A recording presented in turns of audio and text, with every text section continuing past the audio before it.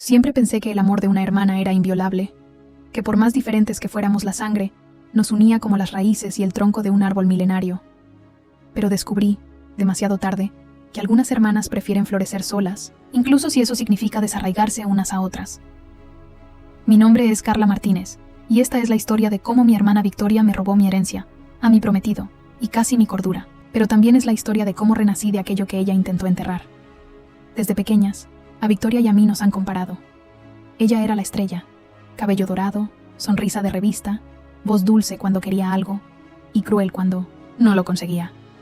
Yo era todo lo contrario, reservada, estudiosa, invisible la mayor parte del tiempo. Y curiosamente, no me importó. En mi inocencia, pensé que el mundo encontraba equilibrio entre su brillantez y mi silencio. Nuestro padre, Eduardo Martínez, era un hombre de negocios estricto, pero era extremadamente cariñoso conmigo, quizás porque vio en mí la sensibilidad que le faltaba a Victoria. Nuestra madre había muerto joven, y él estaba dividido entre los roles de proveedor y cuidador, lo que hacía con doloroso esfuerzo. Victoria, sin embargo, siempre supo cómo manipularlo a él y a todos los que la rodeaban. Cuando quería algo, lloraba. Cuando necesitaba ser escuchada, gritaba. Y aún así, nadie se atrevió a reprenderla. Pero ese día, el día de la caída por las escaleras, todo cambió. Estaba en la biblioteca de mi casa, estudiando viejos registros familiares por puro aburrimiento, cuando oí un grito seco, un golpe sordo, y luego, el silencio más perturbador de mi vida. Corrí al pasillo y encontré a mi padre tendido allí, con los ojos abiertos, mirando al techo, con la cabeza sangrando en los escalones de mármol. Y en lo alto de las escaleras, de pie como una estatua de hielo, estaba Victoria, con una expresión extraña, entre la sorpresa y el alivio. Ella bajó lentamente, se arrodilló junto a su cuerpo y fingió llorar. Pero lo vi la breve sonrisa que escapó de sus labios antes de que los sirvientes llegaran corriendo. En ese momento pensé que lo había imaginado.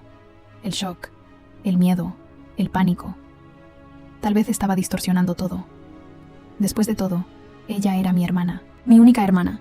El funeral fue un espectáculo de apariencias. Victoria lloraba a gritos, con un velo negro y rosas blancas en las manos, mientras yo sentía como si todo fuera un teatro, y yo fuera el único espectador lúcido. Las condolencias siempre fueron dirigidas a ella. La gente susurraba que Victoria era fuerte, elegante, la imagen misma de una digna heredera. Y entonces, como si se tratara de una trama escrita por ella misma, llegó el testamento. Nos llamaron a la oficina del abogado de la familia, un hombre anciano y pálido llamado señor Rafael. Nos miró con pesar, abrió un sobre sellado y comenzó a leer. Esperaba justicia, equilibrio. Esperaba que mi padre, con quien había pasado tantas noches escuchando a Chopin en el balcón, lo hubiera dividido todo equitativamente. Pero sus palabras cayeron como espadas. Todos los bienes se destinarán a la hija mayor, Victoria Martínez, ya que es, en mi opinión, la más preparada para mantener y ampliar el legado familiar. Fue como recibir un puñetazo en el estómago. Mi cabeza estaba dando vueltas. Eso no puede ser verdad. Abrí la boca para protestar, pero luego continuó. A mi hija Carla le dejo el terreno en Santa Teresa, donde se encuentra la antigua capilla, y un sobre sellado de mi autoría, con instrucciones personales.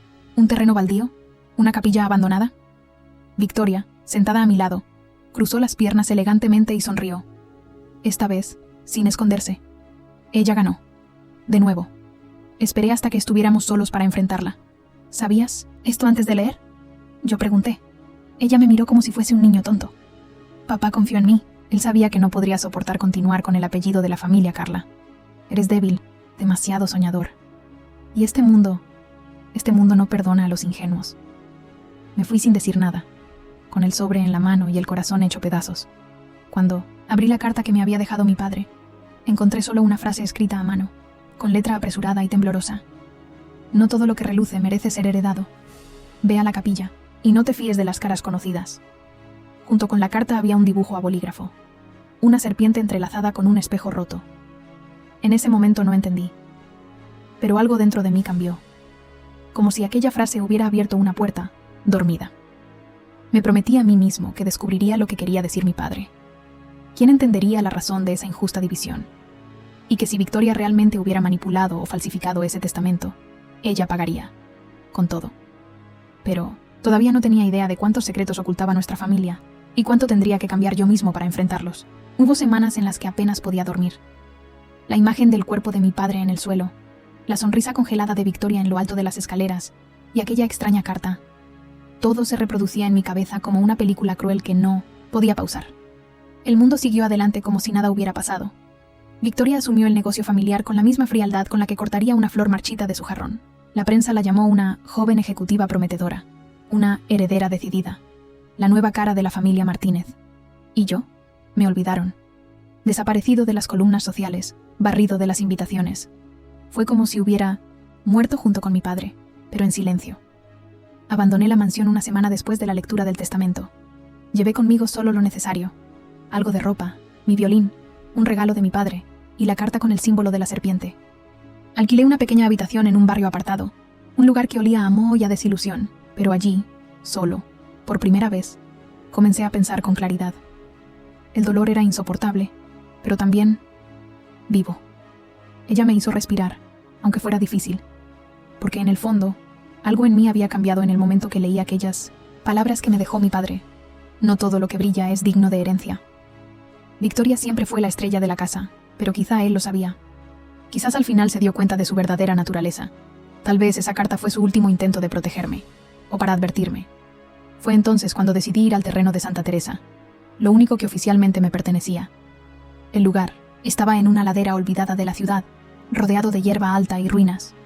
En el centro había una antigua capilla de piedra, cubierta de hiedra y silencios antiguos. Las vidrieras estaban rotas, las puertas de madera estaban podridas, pero, cuando entré, algo me dio escalofríos. Fue como si alguien me estuviera observando. El altar todavía estaba allí, cubierto de polvo, pero intacto.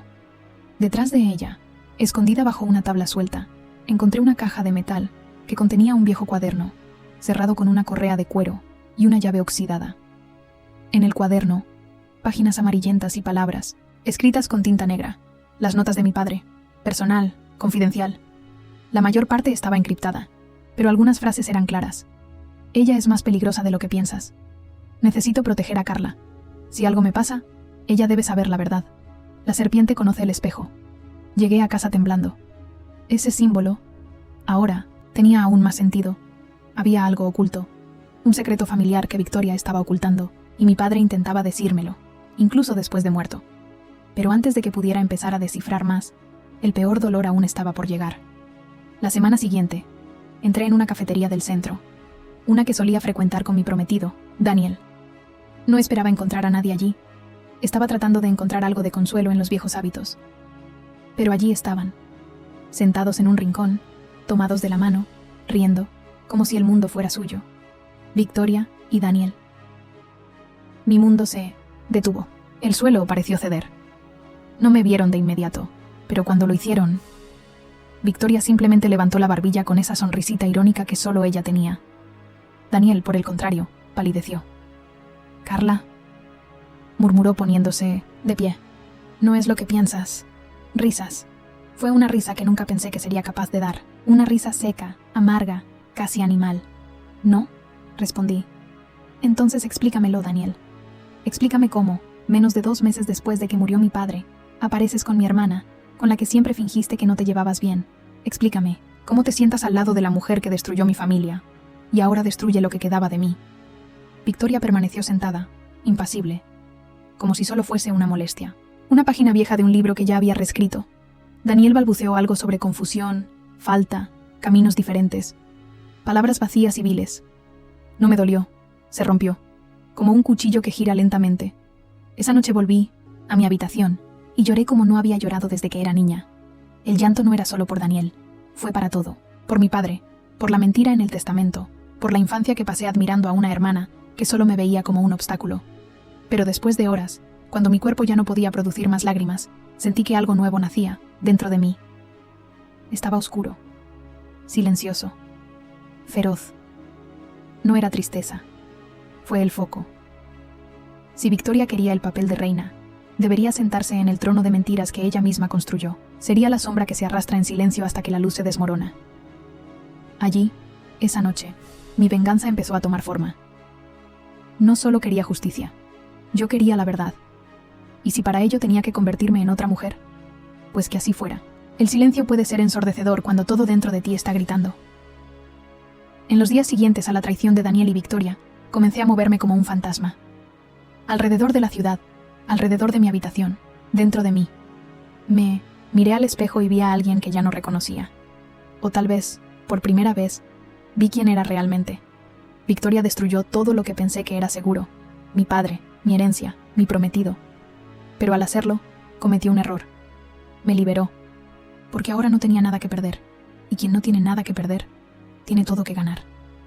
Con el cuaderno de mi padre bajo llave en la caja de hierro y las notas encriptadas, supe que había algo más grande escondido detrás de esa herencia, y también detrás del símbolo de la serpiente con el espejo. Fue como si mi padre me hubiera dejado migajas, un camino secreto, un mapa hecho de silencio. Comencé a investigar cada símbolo, cada frase. Me uní a foros, hablé con genealogistas, historiadores, ocultistas. Fue en uno de estos foros donde conocí a Tomás, un experto en heráldica antigua, quien me respondió con precisión y sincera curiosidad.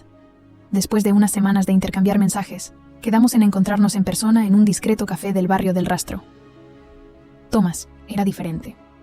Tenía ojos atentos y hablaba como si escondiera un pasado, pero llevaba un alma gentil. Le mostré la carta, el escudo de armas y algunas de las notas de mi padre. Miró el símbolo y dijo: «Esto no es solo un escudo de armas, es una firma, de una sociedad discreta llamada Espejo de la Serpiente. Dicen que es una rama antigua, de un grupo de aristócratas europeos. Operan en secreto, controlando redes de poder, herencias, empresas. Tu padre estuvo involucrado en esto». Mi corazón se congeló. Tomás me ayudó a descifrar parte del cuaderno. Coordenadas, registros de traslado, nombres codificados. Descubrimos que mi padre había escondido parte de la fortuna familiar en cuentas offshore, criptomonedas e inversiones en paraísos fiscales. Nada de esto estaba en el testamento. Nada de esto estaba en nombre de Victoria. Sonreí por primera vez en meses. Me dejó una herencia secreta, una forma de luchar. Con acceso a este nuevo recurso, hice un plan. No fue suficiente desenmascarar a Victoria. Necesitaba entrar en su juego. Acudí a una clínica discreta en el interior de España y cambié por completo mi aspecto. Nuevo corte de pelo, nuevo color de pelo, lentillas, ropa sofisticada, lecciones de dicción y comportamiento social. Y lo más importante, un nuevo nombre. Empecé a llamarme Clara Duarte. Creé una empresa fantasma en Portugal para invertir en energía limpia, un sector emergente, perfecto para atraer a empresarios vanidosos y corruptos como los amigos de Victoria. Comencé a asistir a eventos, foros económicos y conferencias donde la élite de la vieja Europa aún respiraba con arrogancia. Y como Clara, crecí, atrayendo miradas, preguntas, invitaciones. Al poco tiempo, allí estaba Daniel. Nos reencontramos en una exposición de arte contemporáneo. Él no me reconoció. Sonrió con ese aire conquistador que antes me hacía derretir, pero que ahora me daba náuseas. Clara Duarte, mucho gusto en conocerte. Extendí mi mano firme. Daniel Herrera, igualmente. Presionó con sorpresa, en sus ojos. Hablamos durante 1 hora. Me contó sobre su reciente divorcio emocional con Victoria, sobre el estrés, las presiones, las decisiones equivocadas. Fingí escuchar con compasión. Dentro, solo podía oír los clics de la trampa al colocarse. Nuestra relación evolucionó rápidamente. En menos de un mes, me enviaba flores, me llamaba en mitad de la noche y me susurraba que quería empezar, de nuevo con alguien real.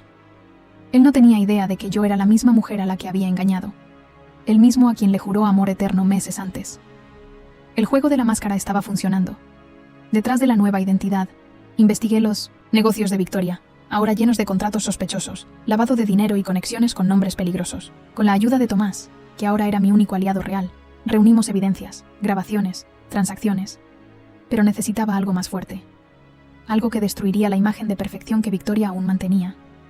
Entonces, una noche en 1900 en Lisboa, llevé a Daniel a cenar a un restaurante elegante y dulcemente mencioné su nombre. Dudó, pero luego habló. Demasiado. Ella me amenazó. Ella dijo que si no me casaba con ella, acabaría conmigo. Dijo que tenía vídeos, mensajes, cosas que podrían arruinar mi carrera. Lo grabé todo, en silencio. Al final de la noche, cuando me besó y dijo que se sentía vivo conmigo, simplemente sonreí. Él no lo sabía, pero acababa de enterrar su propia reputación. Y había arrastrado a su hermana con ella. Porque en ese juego, yo ya no era la víctima. Yo era el cazador. Fue extraño mirarme al espejo y ver a otra mujer. Los rasgos eran diferentes, la mirada más aguda, la sonrisa más controlada. Pero por dentro yo lo sabía. La verdadera Carla estaba más viva que nunca. La ingenuidad, la fragilidad, la dependencia, de la aprobación. Todo eso quedó atrás. Lo que quedó fue alguien moldeado por el dolor, pero guiado por un propósito: destruir a la mujer que intentó borrar mi existencia. Y ahora tenía las herramientas. Con el cuaderno descifrado con ayuda de Tomás, descubrí la punta de un iceberg que Victoria creía haber enterrado con nuestro padre.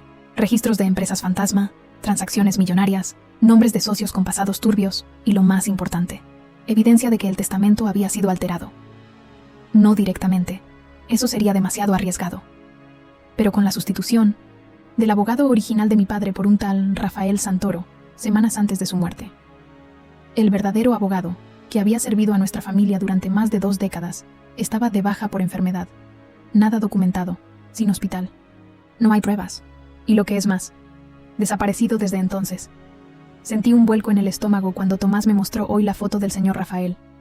Era un hombre joven, de apariencia refinada para su edad y posición, y lo más importante, empleado de una de las empresas vinculadas a Victoria. No fue casualidad. Fue una trampa. Una falsificación legal meticulosa, bien financiada y audaz. La muerte de mi padre no fue solo un accidente. Eso fue un movimiento. Y entonces, como si el universo decidiera colaborar, recibí la invitación que estaba esperando. Un evento benéfico de la Fundación Martínez, presidido, por supuesto, por Victoria. Se suponía que sería el lanzamiento de un nuevo programa social, pero todos sabían que el objetivo real era la autopromoción. Acepté a Clara Duarte, la inversora portuguesa que ahora formaba parte de los círculos más elitistas de Europa. Entré al salón con un vestido negro, minimalista, tacones precisos y maquillaje suave. Yo era un fantasma sofisticado y nadie lo sospechaba. Victoria lucía impresionante en el escenario. Falsamente generosa, perfectamente maquillada, rodeada de gente que la adulaba. Pero sus ojos estaban alertas. Cuando me vio, dudó. Fue un segundo, casi imperceptible, pero lo vi. Ella sintió algo. Un escalofrío. Una corazonada. Daniel me acompañó, por supuesto. Ahora estoy completamente hechizado por mi nueva personalidad. Y útil, muy útil. Victoria, ella es Clara, dijo, presentándonos como si fuéramos 2 planetas que nunca habían chocado antes. Ella es inversora en el área de sostenibilidad. Podría ser interesante para su fundación. Ella me extendió la mano con una sonrisa educada. Encantada, dijo, pero su voz tenía un tono gélido. Sus ojos buscaron algo detrás de mi piel. ¿Nos conocemos antes? Él sonrió suavemente. No oficialmente, pero siento que tenemos mucho en común. Ella dio un paso atrás. Por dentro me reí. El juego estaba a punto de cambiar. En los días siguientes comencé a atacar desde las sombras. Envié a la prensa, de forma anónima, extractos de las grabaciones con Daniel confesando el chantaje. Filtré documentos que vinculaban a las empresas fantasma de la fundación con esquemas ilícitos de lavado de dinero. Pero mi mayor movimiento estaba aún por llegar. Con la ayuda de Tomás, localizamos al exabogado de mi familia, el señor Humberto Reis, que vivía escondido en un pequeño pueblo del sur de Francia. Él estaba aterrorizado. Nos dijo que lo habían amenazado, que alguien había entrado en su casa y se había llevado archivos confidenciales. Su esposa fue atropellada, accidentalmente, 2 días después. El mensaje era claro: desaparecer o pagar con la vida. Pero ahora quería justicia. Había conservado copias de los documentos originales del testamento, incluido un vídeo grabado con mi padre, días antes de su muerte, explicando sus decisiones y justificando el equilibrio en la división de bienes. En el vídeo, mi padre dijo: Carla, es sensible, pero firme. Es discreta, pero valiente. Y si un día el mundo intenta arrebatarle su luz, sé que encontrará la manera de brillar incluso en la oscuridad. La herencia se dividirá en partes iguales. Mis bienes, para ambos. Pero si algo me pasa, Carla, busca a Rafael Santoro. Él no es quien dice ser. Lloré. Lloré como no había podido hacerlo en mucho tiempo. Allí, en ese vídeo, no solo tenía la prueba del fraude, sino también la última confesión de amor y confianza de mi padre. Me habían robado todo, hasta ese momento. Con eso en la mano, preparé el golpe final. La semana siguiente, Victoria recibiría el premio Líder Social del Año en una ceremonia televisada. Conseguí que uno de los periodistas del equipo recibiera los documentos, el vídeo y las grabaciones, con una condición: que se mostraran en vivo, sin cortes ni ediciones. En la noche de los premios, Victoria subió al escenario como una diosa. Todos la aplaudieron. Luces, destellos, hipocresía, y entonces la pantalla se iluminó. La voz de mi padre resonó por todo el pasillo. Si me pasa algo, Carla, busca a Rafael Santoro. No es quien dice ser. El silencio era absoluto. Las máscaras comenzaron a caer. Victoria miró a su alrededor, confundida y luego furiosa. y por un breve momento, nuestras miradas se encontraron. Ella me vio, entre la multitud, con mi vestido negro, el pelo diferente, la postura recta, y entonces ella entendió. Volví. Nunca pensé que el sonido de una sala en absoluto silencio pudiera ser más fuerte que el de una multitud aplaudiendo. Fue como si el mundo entero se detuviera por unos segundos.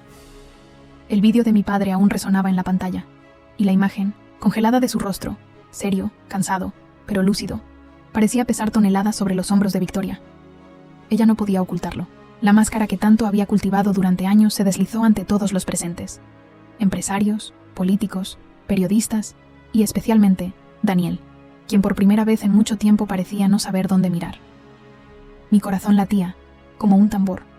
Yo estaba de pie en el fondo de la sala, inmóvil, pero por dentro, yo era un torbellino. Ella me vio.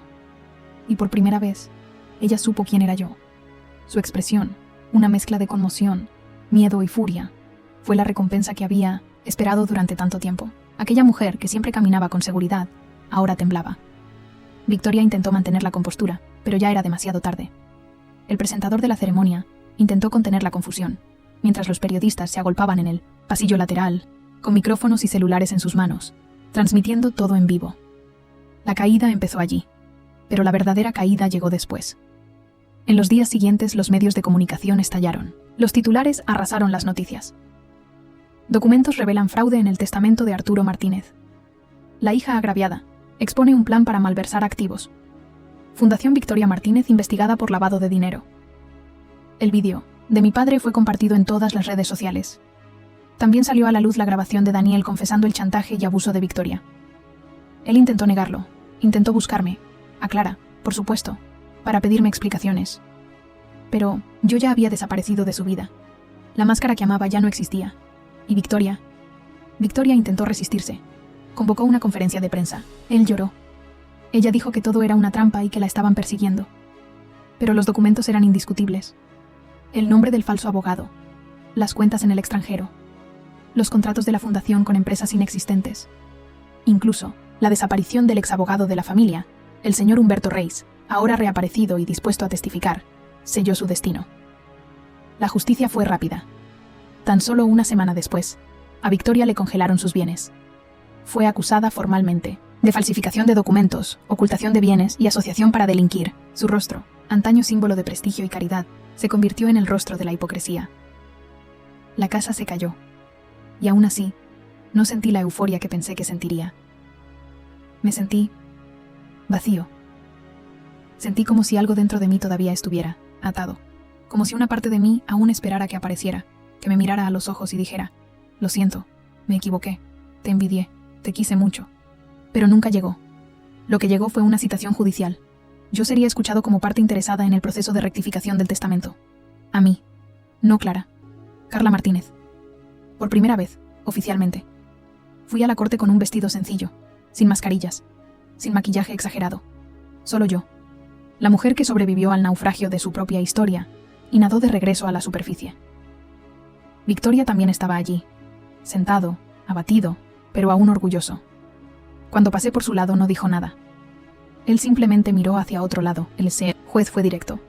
El testamento fraudulento sería anulado. Se restablecería la división original. Recibiría mi parte de la herencia, así como el control de la mitad del negocio de mi padre que aún estaba en funcionamiento. La fortuna que había estado enterrada bajo mentiras finalmente regresó a mí. Salí de allí sintiéndome ligero. No es rico gratis. En los días siguientes, mi imagen se convirtió en un símbolo de valentía.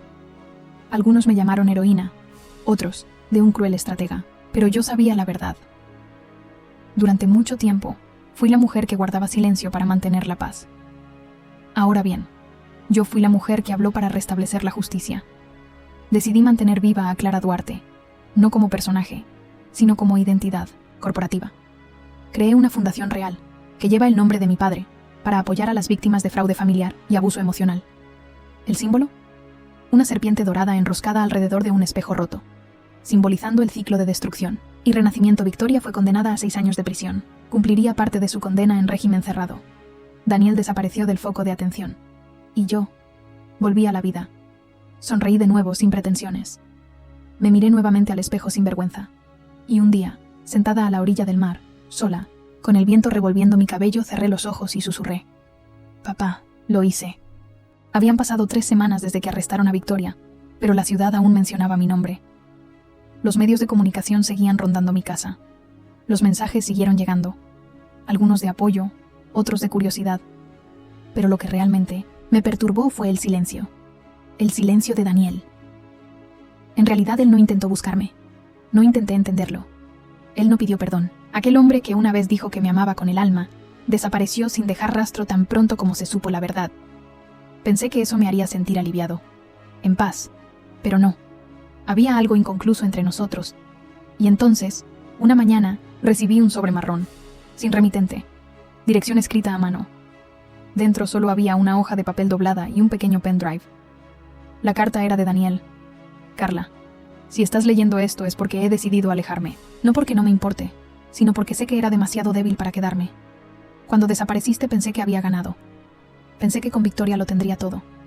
Pero todo lo que logré tuvo una mancha. Incluyéndote a ti, yo era un cobarde. Me dejé utilizar. Y te utilicé, lo supiera o no. En el pendrive hay algo que podría ayudarte a cerrar este ciclo. No espero perdón. Solo quería devolverte de alguna manera una parte de la verdad. Adiós, Daniel. Me senté en la oficina, con las manos temblorosas y la respiración contenida, y conecté la unidad flash a la computadora portátil. Dentro, un único archivo de vídeo. Hice clic. La imagen mostraba una grabación casera. Fecha 3 meses antes de la muerte de mi padre. Estaban en la sala principal de la mansión. Victoria, Daniel y... mi padre. Él estaba enojado. La voz temblaba, pero firme. Si crees que voy a caer en esta trampa, te equivocas. Victoria, siempre has deseado más de lo debido. Pero forjar un matrimonio con mi hija y usar a Daniel para lograrlo, eso va más allá de todo límite. Victoria se acerca, fría como el hielo. Estás viejo, Arturo, y solo. Carla no sabrá qué hacer con todo esto. Malgastará su fortuna en plantas y poesía. Necesitas dejar un verdadero legado. Daniel puede ayudarte con eso. Mi padre se levanta de su silla. Sal de mi casa ahora mismo. La imagen tiembla. La grabación termina allí. Pero ya se dijo suficiente. Y grabado. Se me cerró la garganta. Durante meses me culpé a mí mismo. Pensé que no era suficiente. Que tal vez había hecho algo mal. Que mi padre se había equivocado al confiar en mí. Pero la verdad estaba desnuda. Él lo sabía todo. Y trató de detenerlo. A partir de ese momento, mi ira se transformó. No en odio, sino en claridad. No me traicionaron solo por codicia. Fue premeditado, calculado y construido durante años. Victoria vio en mí todo lo que no podía controlar. Y Daniel era el instrumento perfecto. Borré el vídeo del pendrive, pero conservé la carta. Dejé que ese dolor se convirtiera en cenizas dentro de mí. Me quemó, pero me limpió. Esa noche soñé con mi padre. Estaba en nuestro jardín, regando las plantas. Me miró y dijo sonriendo: «Hiciste lo que tenías que hacer, mi flor. Ahora, salga en vivo». Me desperté llorando. Era hora de dejar atrás los escombros. Comencé a reorganizar la empresa familiar con un nuevo equipo. Gente leal, competente y, lo más importante, humana. Los proyectos sustentables que mi padre había postergado fueron revividos. La Fundación Clara Duarte comenzó a recibir apoyo internacional. Mujeres en situaciones similares a la mía vinieron a mí, contándome sus historias, buscando fortaleza, y los escuché, uno por uno. Ya no se trataba de venganza, se trataba de reconstrucción. Recibí la visita de Tomás, una tarde, con una sonrisa discreta y un ramo de lavanda. «Tú ganas, Carla», dijo, «pero lo más bonito es que ganó sin perder». Lo miré y por primera vez no sentí ese vacío en el pecho. Me sentí tranquilo, sentí paz. «Aún no ha terminado», respondí, «pero ahora sé quién soy, y eso es suficiente». Esa noche fui a la antigua casa de mi infancia. Había estado vacío desde que arrestaron a Victoria. Entré solo. El olor de la madera, el crujido de las tablas, todo era recuerdo y tiempo. En el jardín todavía estaba el banco donde se sentaba mi padre. Me senté, cerré los ojos y dejé que el viento pasara a través de mí. «Te perdono, Victoria, para todo, pero nunca volveré a ser tu sombra». Abrí los ojos y vi que el cielo empezaba a oscurecerse. Fue el final de una larga noche y el comienzo de un nuevo día. Es extraño cómo después de tanto caos, la paz llega lentamente, casi tímido. Al principio no sabía qué hacer con el silencio. Después de meses de lucha, investigaciones, escándalos, juicios, el sonido del viento golpeando la ventana de Mi nuevo hogar parecía surrealista. La guerra había terminado, y yo estaba vivo. Recuerdo el día que firmé el último documento, finalizando oficialmente el proceso de reparto de la herencia. El papel era grueso, cubierto de sellos y firmas, pero allí, en ese momento, no era el dinero lo que importaba. Era el peso que llevaba, el peso de todo lo que me quitaron y que tuve el coraje de recuperar. Salí del registro civil con un sobre en las manos y una certeza en el corazón. Nunca más dejaría que me borraran. Victoria fue condenada. Cumplirá 5 años de prisión. Semiabierta tras llegar a un acuerdo con la fiscalía. Colaboró con importantes investigaciones. Por primera vez sentí pena. No es de ella. Pero la mujer que podría haber sido, si no se hubiera dejado consumir por la envidia y el control. Daniel desapareció. Dijeron que se fue a vivir a Buenos Aires. Abrió una cafetería, según rumores. Nunca lo volví a ver. Nunca quise volver a verlo. ¿Qué hay de mí? Me fui. No completamente, pero suficiente para empezar de nuevo. Compré una casa en la costa, donde las olas rompen con fuerza y las mañanas son doradas. Un lugar sencillo, pero mío. Allí, donde la arena se mete en mis pies descalzos y las flores crecen sin pedir permiso, comencé a escribir. Escribí sobre mí, sobre mi padre, sobre lo que significa ser robado por tu propia hermana y sobrevivir, sobre cómo el amor puede ser un arma, pero también una cura, y sobre cómo a veces la venganza no se trata de gritar más fuerte, se trata de reconstruir en silencio. El libro salió meses después. Lo llamé El nombre que me robaron. Ha sido leído por miles de personas. Recibí cartas de mujeres, de varios países. Mujeres que, como yo, habían sido silenciadas por sus allegados. A quienes se les había negado su valor, se les había extinguido su luz por conveniencia. Allí me di cuenta. Mi historia no era solo mía. Tomás permaneció cerca. Él nunca invadió mi espacio. Él siempre respetó mi tiempo, mis descansos, mis cicatrices. De él aprendí que el amor verdadero no presiona, espera. Y una noche, al son de las olas y de las risas de los niños que corrían por la playa, tomó mi mano sin ceremonia y dijo: «Ya no tienes que luchar más, Carla. Ya has ganado. Ahora simplemente vive». Lloré. Por primera vez lloré de alivio. En los meses siguientes, la Fundación Clara Duarte creció. Hemos ayudado a decenas de mujeres a recuperar sus herencias, negocios y voces. Y cuanto más me acercaba, más sentía que la herida dentro de mí sanaba. Hasta que un día recibí una carta desde la prisión. Era la era de Victoria. Carla, no sé si leerás esto. Quizás sea mejor tirarlo a la basura. Lo entendería. Yo era tu hermana y tu enemiga. Yo era todo lo que no debía ser. No escribo para pedir perdón, pero reconocer. Tú ganaste. Con dignidad. Con inteligencia. Con fuerza. Nunca te envidié por ser amada por papá. Te envidiaba por ser libre. Espero que un día aprenda a ser la mitad de la mujer que eres. Victoria, esta vez no lloré. Cerré la carta, la metí dentro de un cuaderno viejo y caminé hacia la orilla del mar. El cielo era lila, el viento traía olor a sal y lavanda. Y allí sentí que el ciclo se cerraba. Perdonar no es olvidar, es elegir no, hacerte más daño. Y yo elegí vivir ahora. Cuando la gente me pregunta quién soy, sonrío y respondo sin dudar.